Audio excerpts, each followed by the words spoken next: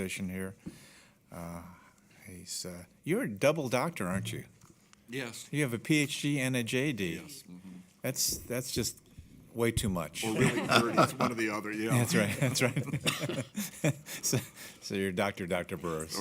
Or something. Esquire. Dr. Burris Esquire. Yeah.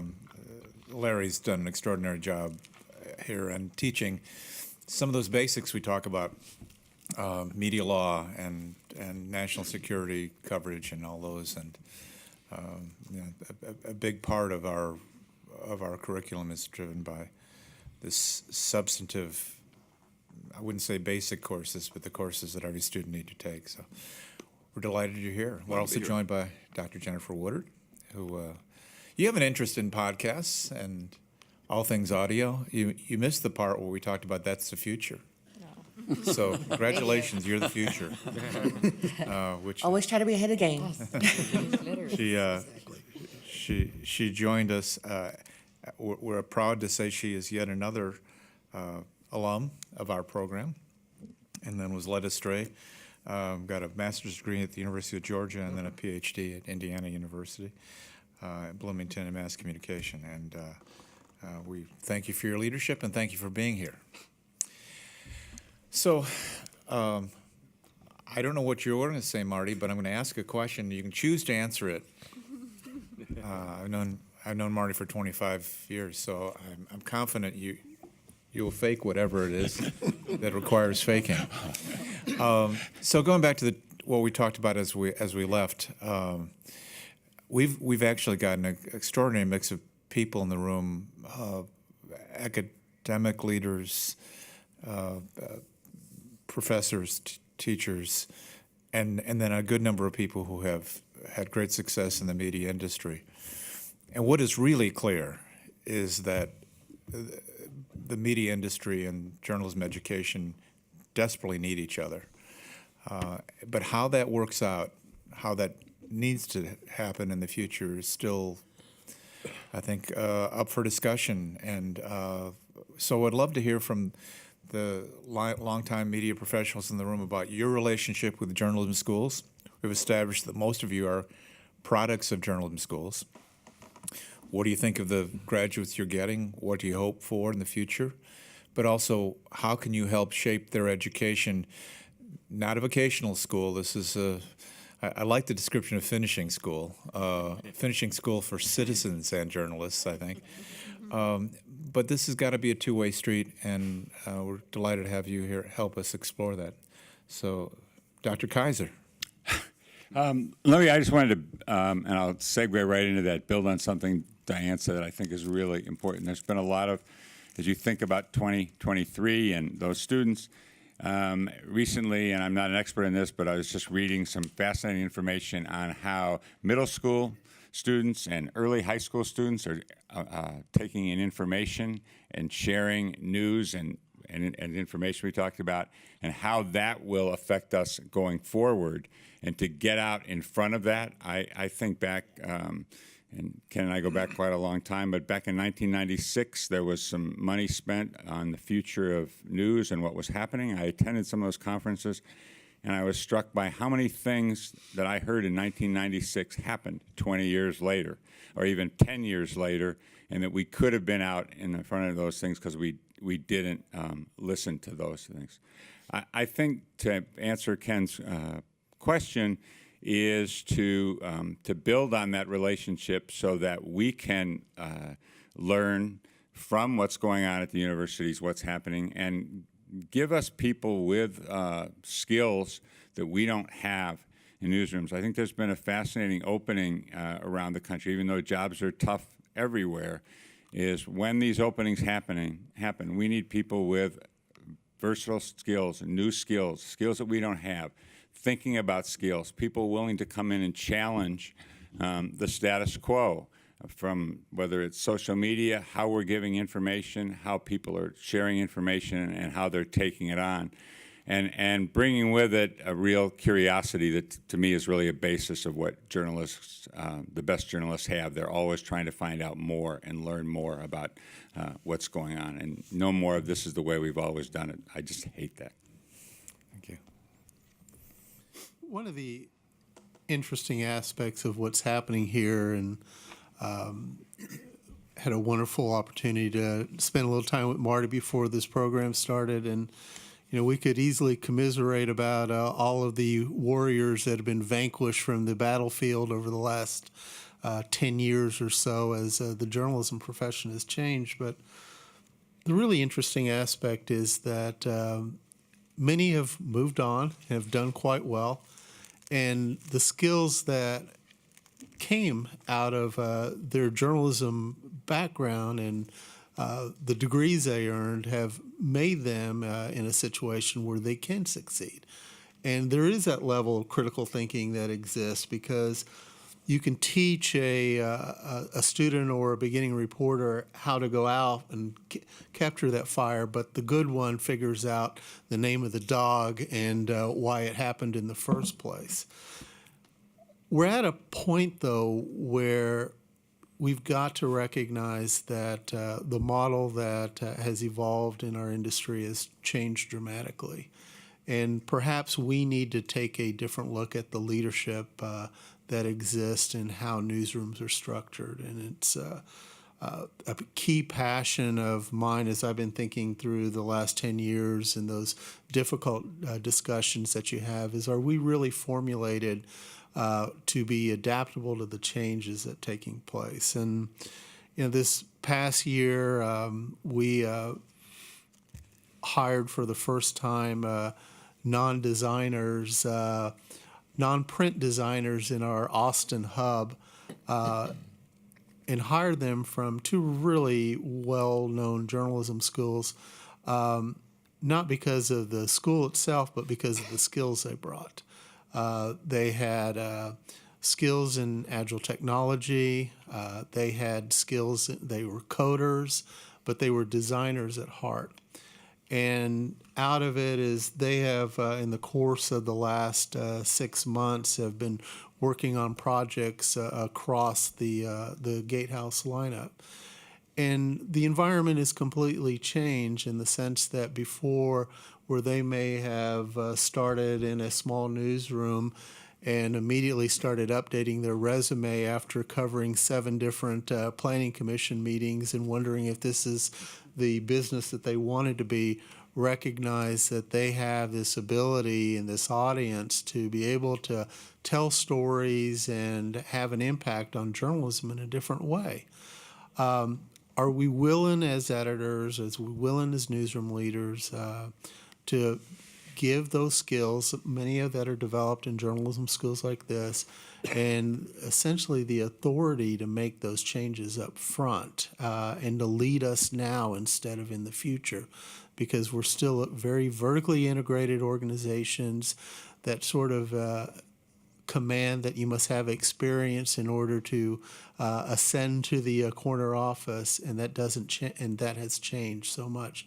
And I think that's one of the assets moving forward that I see from an opportunity for journalism schools in our industry is, are we teaching really the leadership skills, the resilience training, agile skills that allow them to take ownership up front, where they essentially start leading, because the journalism students who come out are much more positive than the folks who are hiring them in many cases. And yet that mindset is so significant in how we're going to be able to find the solutions moving forward.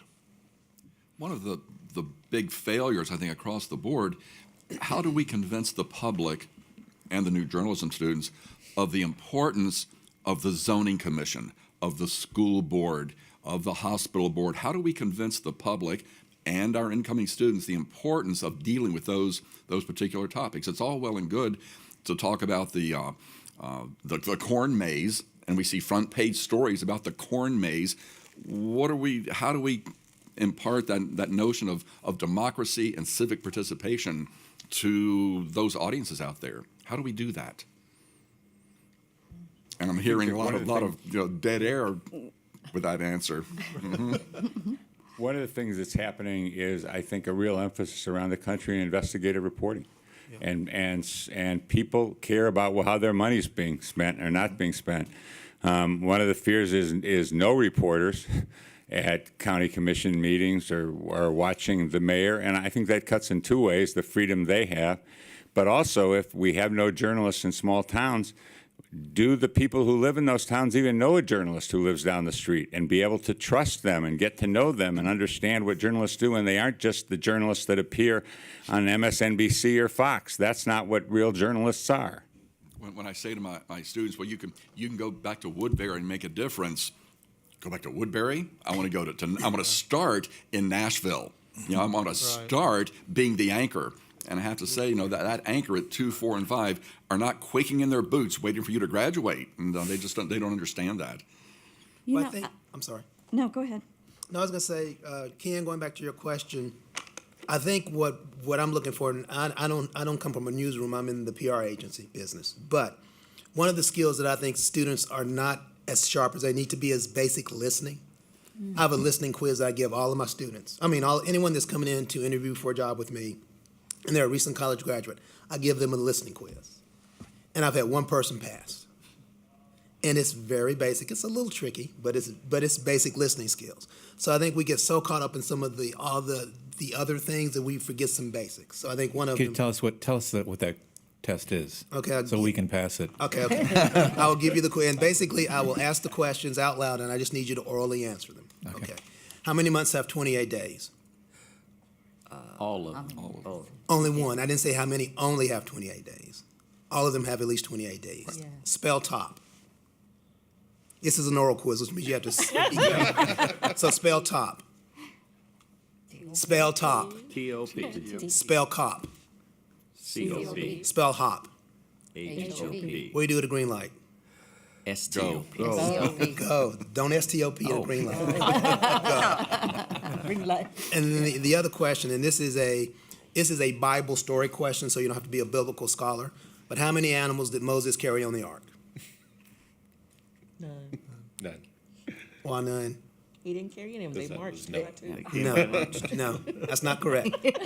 Noah had the ark. It was Noah that Noah had the ark, not Moses. But I give that quiz, and almost everyone flunks it because they flunked it listen. already. They don't listen. They hear. And so in our industry, if we're talking about communications, if we're talking about journalists, you've got to two-way communications means you listen as well as you talk. And I like to have that quiz with these graduates because they're sharp, but they haven't mastered the skill of listening.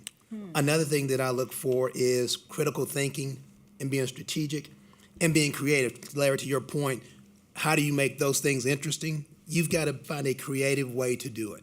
Because if you do it the way it's always been done, no one's going to read it, no one's going to watch it, no one's going to listen to it. So I look for students or graduates who know how to listen, can be strategic, and can be creative in finding new ways to get the information out to people who may not want to hear it.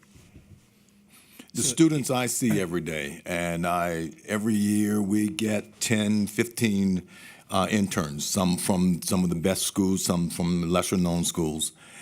And the thing I find most fascinating is how little they know about civics, how little they know about how the government works, how little they know about just generally basic storytelling. But they are proficient at editing. They are proficient with the camera. They can go out and they can look at a story and they can mimic a reporter's stand-up, but do they truly understand the stories? So what I am looking for in those students, I'm looking for a student who can actually write me a story from scratch. Not from a press release, not from anything else. The way I test them, I give them all the little notes that we put in our assigned file that come from various and sundry sources. Some of them are bad. Some of them noted that it shouldn't be in the story because this came from someone else. And I give it to them. And whether or not they can write me a story based on that. And I had one student this past year. I handed her the information, and she came back and she wrote this fantastic story. I said, where did you get? Well, they had a phone number in here, so I called this lady, and I asked her what this, and because she said something different than what we had in here. And I said, well, Fox 5 said this. She said, no, Mr. Ludgood, Fox 5 said this, but Fox 5 was wrong. This lady said, I talked to her. That young lady will get a job from me anytime she wants. So the students are there, and I think it is incumbent upon us in the industry to help them understand how they can take their skills and turn them into something that I will want to buy. That zoning story, find me a character. Find me who was affected. Help make me understand, make me care about that story because you found a character that I can connect with. Mary Jones lived on this land forever. Now Google is going to build a net center here and she doesn't have anything that her grandfather owned. I may not care about the zoning story, but I care about Mary. So this is how we help those students understand how to tell these stories. This is what we're pushing.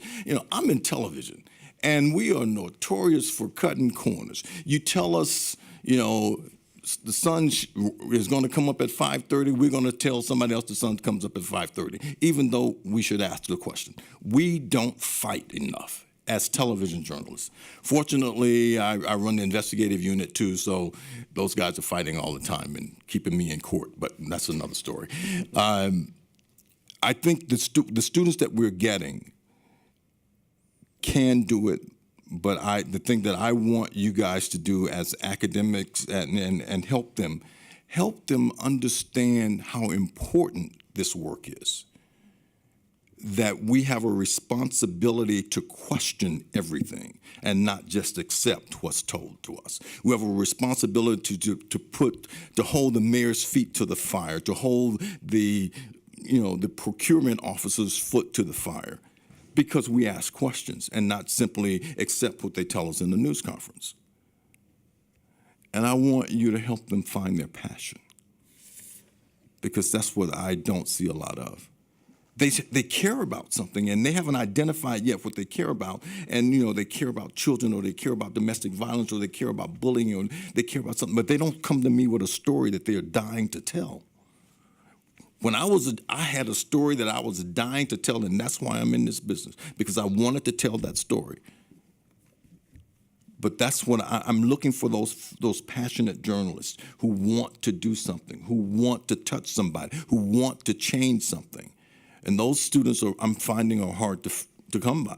I get plenty of them who want to be an anchor tomorrow and can do it.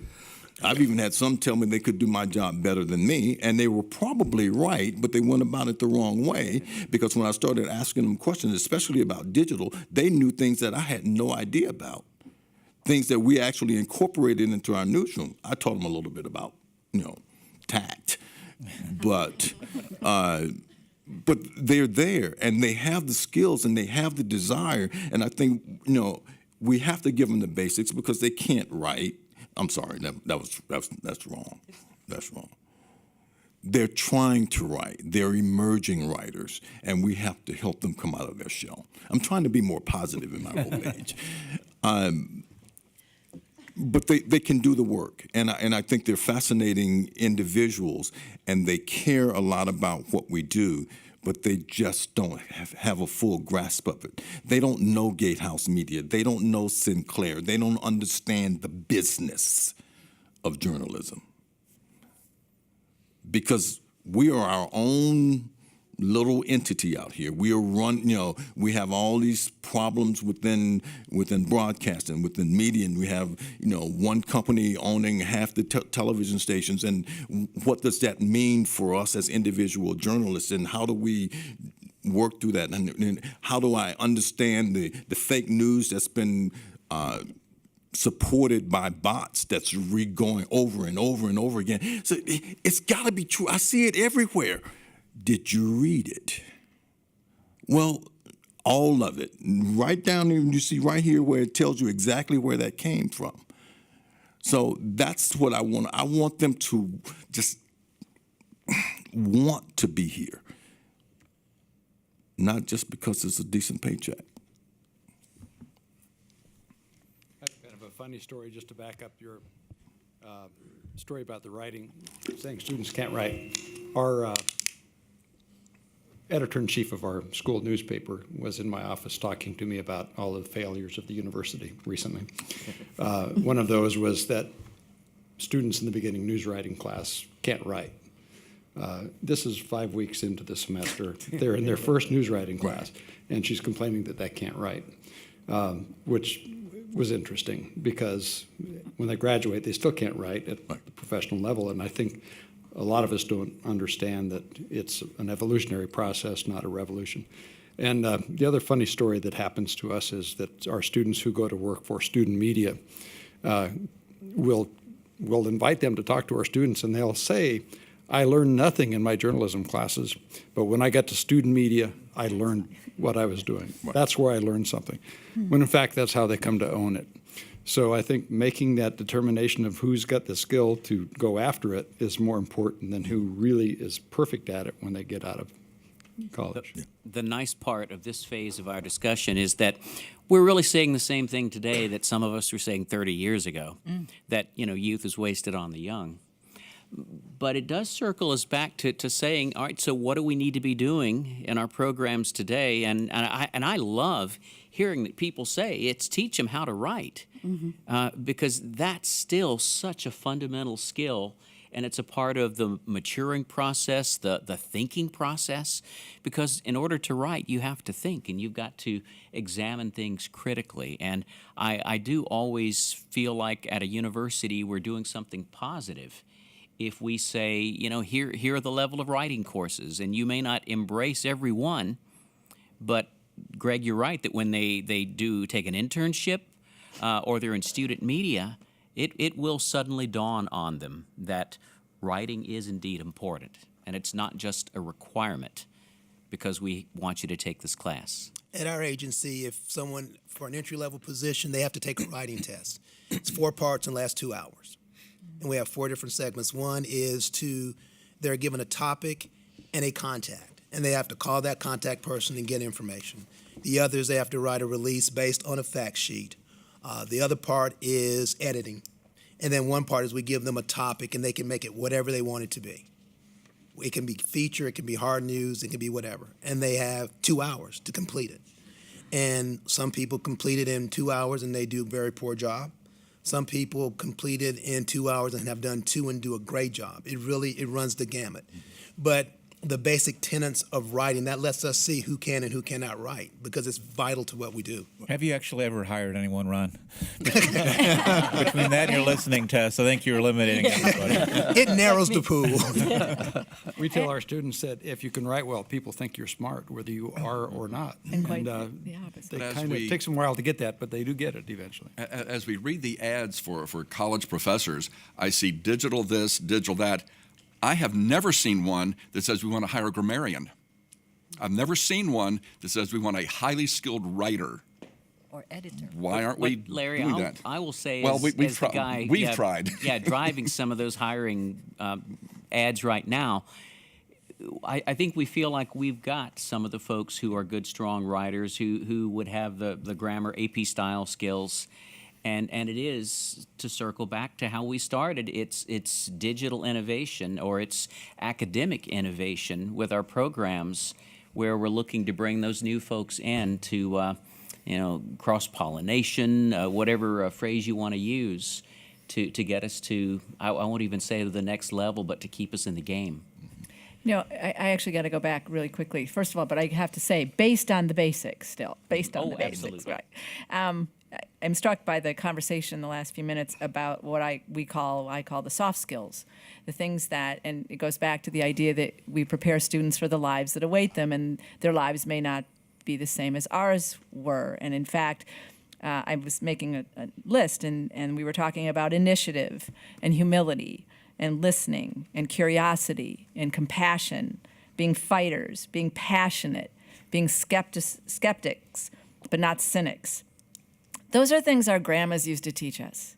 Those are things we used to learn at home. I mean, some of us. I think those are things that people used to bring into the idea that I'm not starting at the top. The idea that you go to a city council meeting or a zoning meeting. I don't know if anybody ever loved a zoning meeting, right? But you just sort of did it because that's what you did. And at Little Stevens College, we talk a lot about these soft skills and about them being essential preparation for careers. And so it's hard to say to a faculty member, You need to teach humility to these kids. You're like, I'm trying. But, and so we developed a program. We have a professional development program that intentionally integrates these experiences and these conversations and these articulations of these values into every single one of our students' experiences. You can't graduate without 20 different experiences. So I would challenge you, I think if you went to any group of journalism educators or media educators, they would talk about these things, about these shifts in approach or shifts in assumption. And I would challenge you, do you talk about how you are intentionally going to address that so that your students do come to the industry with those skills and those understandings? Because they don't do it on purpose. They're not arrogant and rude on purpose. It's because they haven't been educated. And this is the lives that await them. So again, when you identify those things, what should journalism graduates know? If you know there's a set of soft skills that precludes them from getting jobs, do you talk about what's the curriculum doing about that? I'd like to answer that question, or at least comment on it. I'm sitting here and I'm listening to all of the conversation that we're having, and I'm listening to the industry, and I'm listening to Ronald. Ronald actually hired me as a student worker several years ago when he worked here at MTSU, and he's regretted it ever since. But I'm feeling pretty good about what we do as faculty. I'm feeling pretty good about the curriculum changes that we've implemented recently here in our journalism program. I'm feeling pretty good about my colleagues and the things that we're teaching our students, because we're teaching them the things that you're talking about. We're teaching them to be compassionate. We're teaching them to be responsible. We're teaching them all of those things. We tell them in the classroom that, you're in broadcast, but it's not about you. It's not about being a face. It's about that audience. It's about the information and the news that you're giving them so that they can make educated decisions about what they want to do, about the votes that they want to make. We give them exercises on covering those boring meetings and how to make it more interesting with graphics and information and focusing on a person so that they can expand into the issue. I do exercise after exercise on focus on a person to get people to listen to the issue. We do that, and how to be conversational. And again, constantly, it's about the audience. It's never about you. And if you want it to be about you, then you're in the wrong business. You don't need to be in this class. You don't need to be a communicator. This is not who it's. We owe our audience something. And my colleagues, we talk about this all the time, about these are the things that we're doing in our classroom, and so, like I said, I'm feeling pretty good about the things that we're giving and what we're doing and how we're preparing our students. We emphasize to them that they need to go work in the SIM. They need to get that practical information, and we mentor them. I've got students from 20 years ago, we're Facebook friends. I'm still giving them information. They're still sending me things that's like, oh, well, I was in race, class, and gender, and you should use this, so we establish relationships with them that last a long time. We mentor them. We talk to them. They asked us for job and work information. We've got a class that we've established that every single one of our graduates has to take. They must take this class that teaches them the resume skills, that teaches them how to interview, that teaches make sure they have their portfolios, to make sure that those portfolios are digitized so that they can take it with them and that it's in the cloud. We're doing those types of things. So, I'm sitting here and I'm feeling pretty good, about the things that we're doing. Some of the future things we're not doing that great. I hadn't thought about the virtual reality and the AI portion of it. But you know what? We have, in media arts, we've got some classes we can connect to that. So we've got people doing that we can bring in. So, I don't feel bad today. I thought that maybe I would. I'm like... But I don't. I feel pretty good. The things that we're doing and the things that you say you need, we're providing them. And I know that a lot of our students are going out there and they're getting the really good jobs because we are making sure that they have those soft skills and those hard skills and those digital skills that you're talking about. My students clearly are not as good at that as you are, so we set up our own program. It doesn't mean you have to. Zenny, you're the most polite person in the room. Your turn. Thank you. I'm like Jennifer. Hearing from you guys, I'm optimistic that we're still doing the things that we're supposed, teaching our students what we're supposed to teach them. Maybe not much the listening skills that Ron was telling about, but there is a disconnect between the reports about the state of journalism education and the state of media industry is telling me, and then what I'm hearing from the employers in the media in this room. Because it seems to me that we lack something.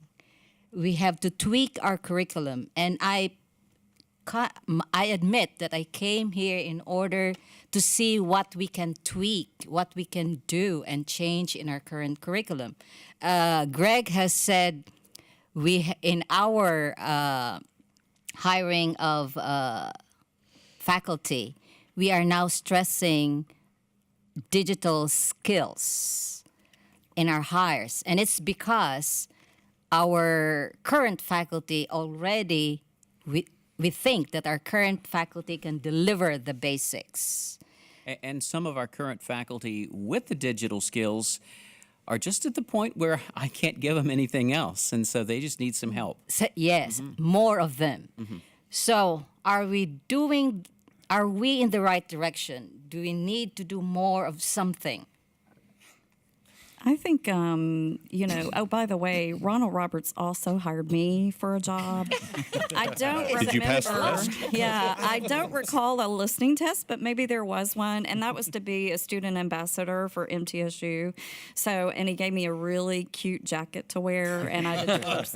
So I think that's really important that we come from that club, so we'll have to start a support group.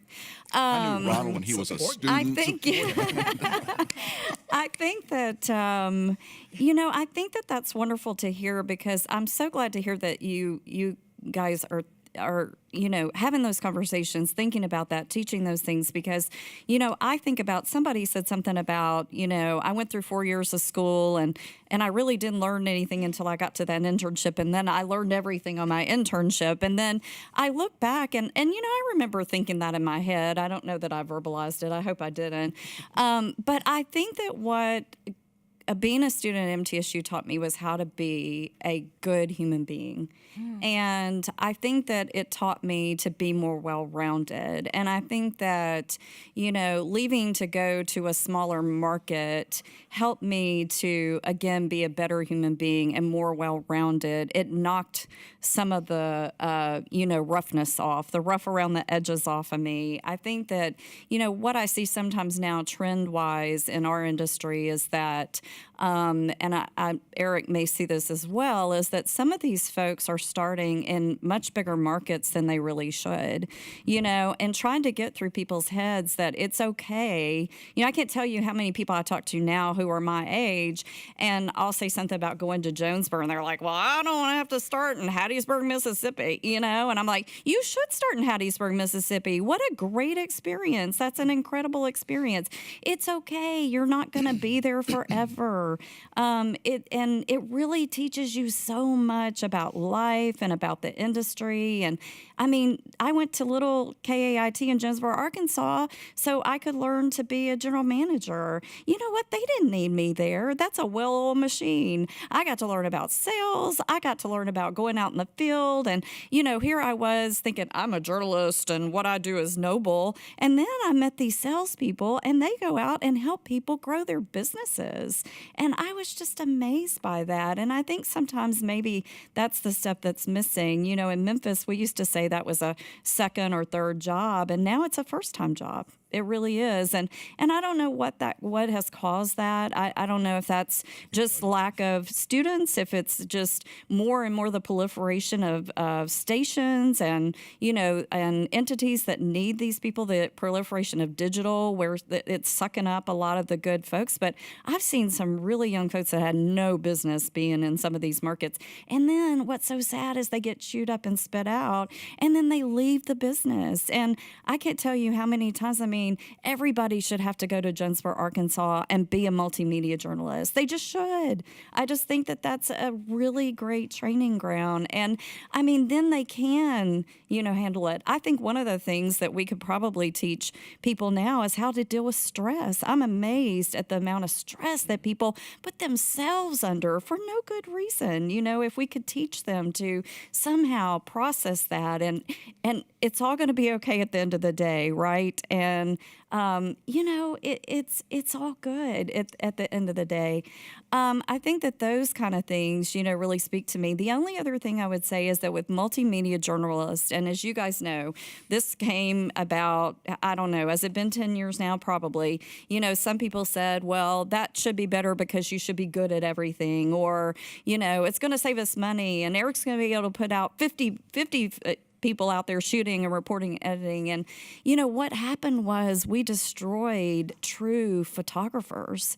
And I'm so sad about that. It is so hard to find very talented photographers now that want to be television news photographers, print news photographers. And I'm so concerned about that. I'm so upset about that because I just think that video is our lifeblood in a lot of cases. You know, for television, it's our lifeblood. And for digital, it's become our lifeblood. And we basically destroyed it by basically sending a message to all of these young people that, you know what, your skills as a photographer don't matter as much, and your skills maybe as a graphic artist don't matter as much. I would say every student coming through who has that gift to be, you know, in production or with production needs to learn how to code. I think they need to know how to code. I can't tell you how many times we sit around at our station and go, does anybody know how to code? And nobody knows how to code. I mean, things of that nature. I just think it's thinking about the things and the skills that we need as we move forward.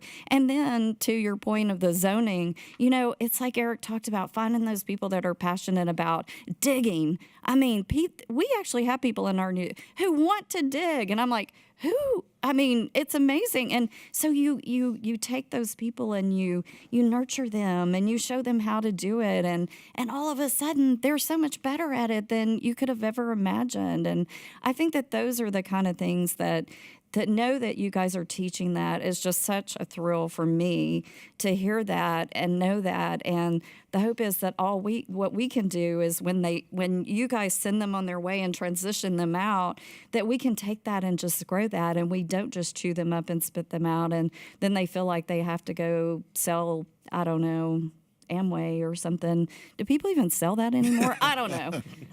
But anyway, those are the things that I'm passionate about and excited about as we take these young people and just really craft them and turn them into great human beings.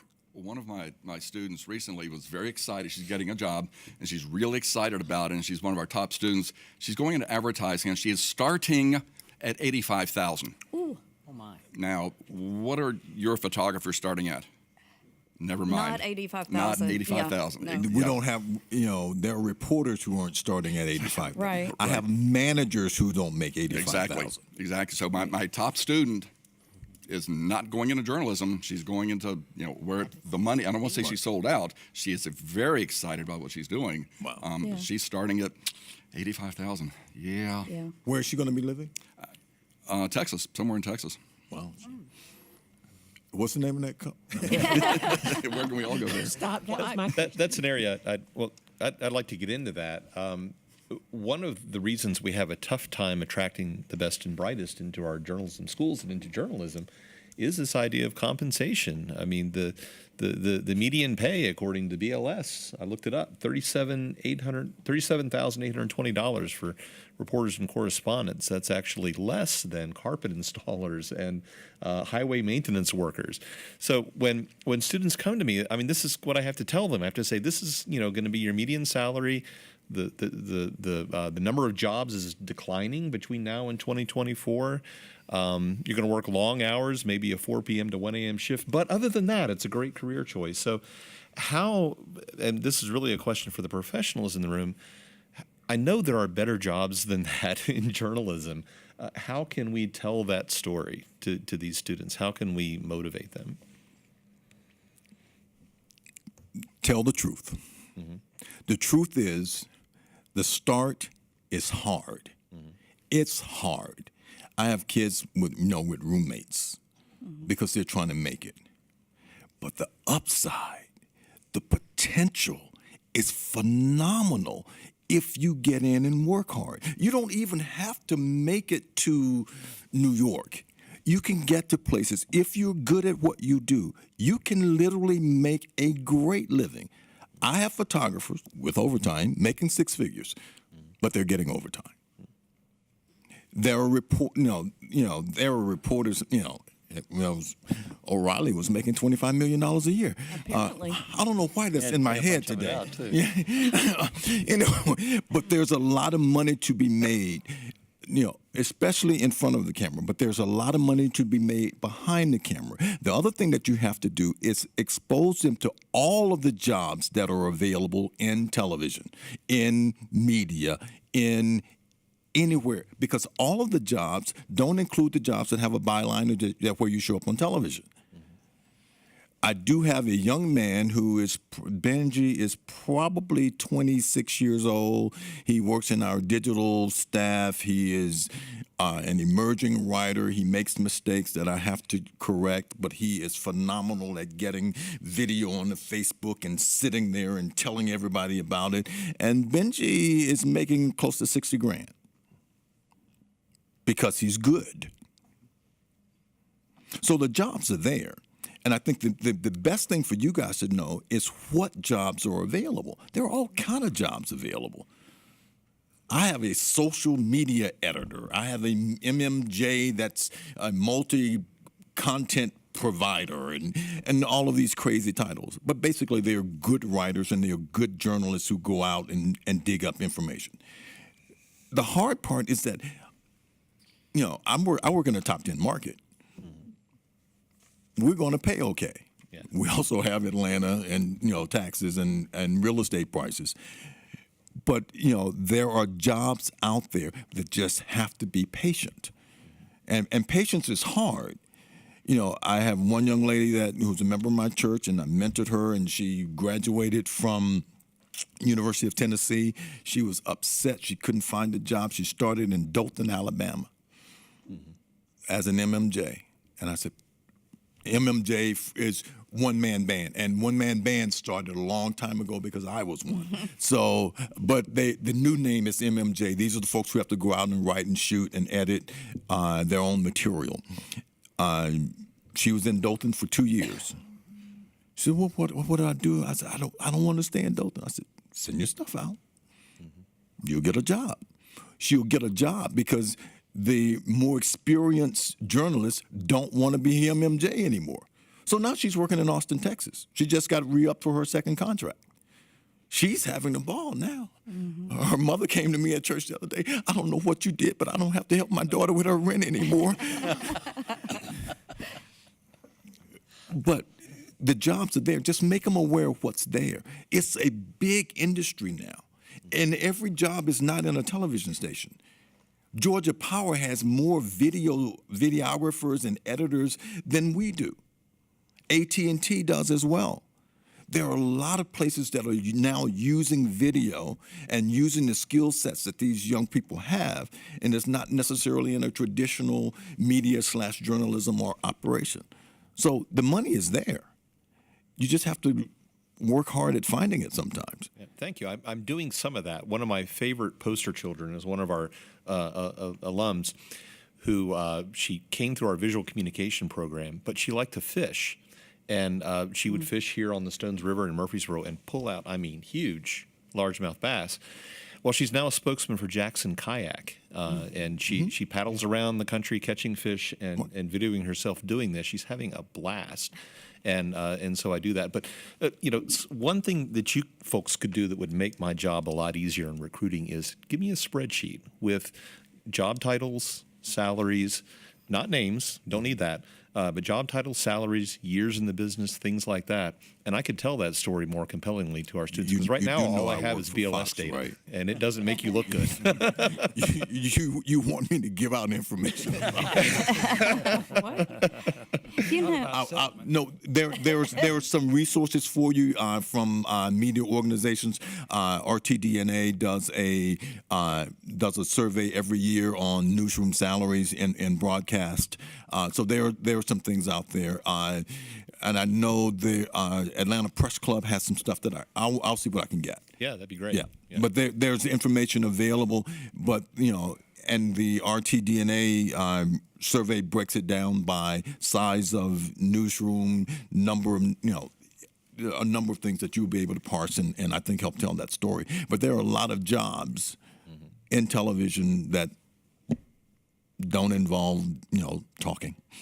And you'll be glad to know there are some efforts to try to correct what has happened with our industry. And the company that I used to work for, I know the CEO would go out and he was just disturbed that, kids could come out of college making, $50,000, $60,000 as an accountant, but they went to a TV station making $20,000. And so that was very disturbing to him. So he commissioned a group within the company to do a study to see who's making. What was kind of sad was that what they used as the benchmark was a McDonald's salary. And I was like, oh my goodness, how sad is that that's the benchmark for.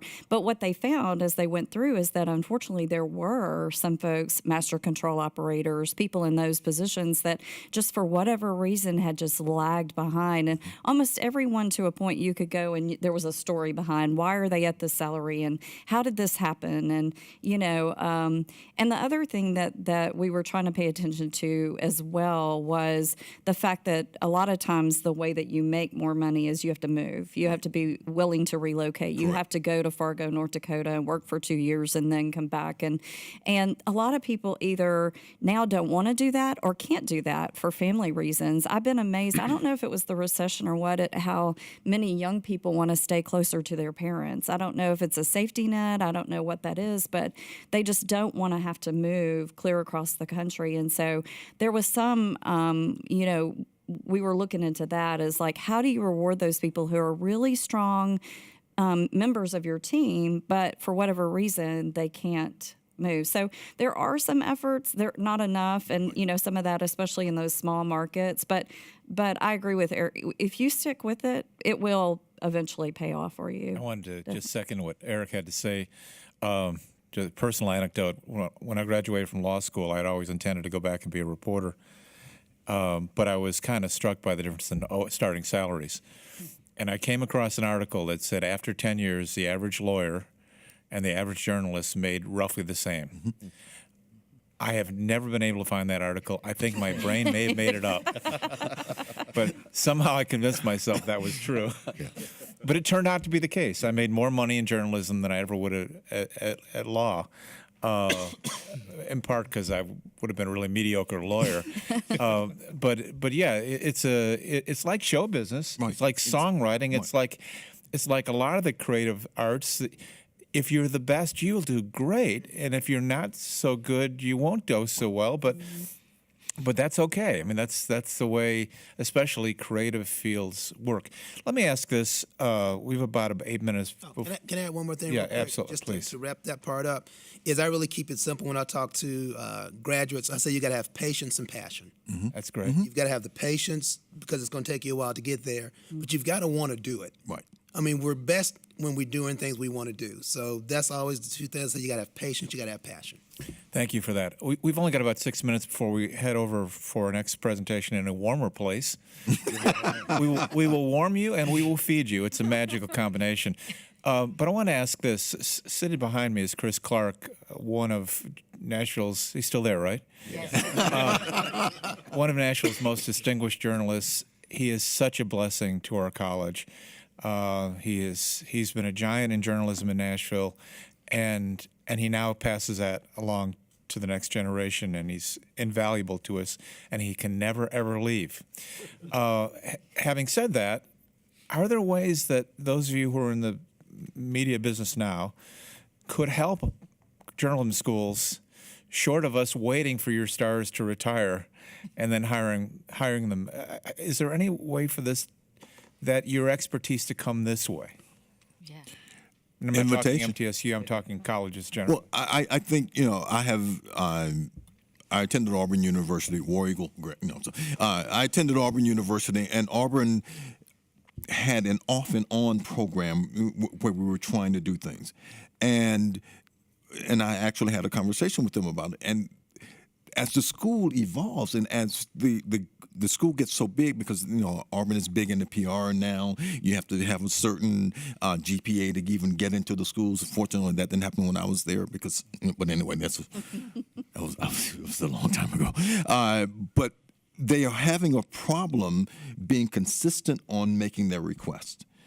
I know of people who are in the business, who have worked, who are willing to work, who have attended Auburn, who want to go back to help, but we don't get a consistent invitation. We can't make ourselves go.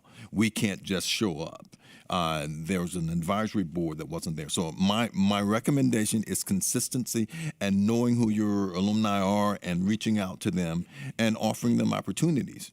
Be it workshops, be it meetings like this, whatever it is, you have to reach out to them, because most of them would be glad to go back and say, look how great I am. But you can if you reach out to them, but it has to be a consistent effort. Okay. And I think there are folks out there who would be willing to do that.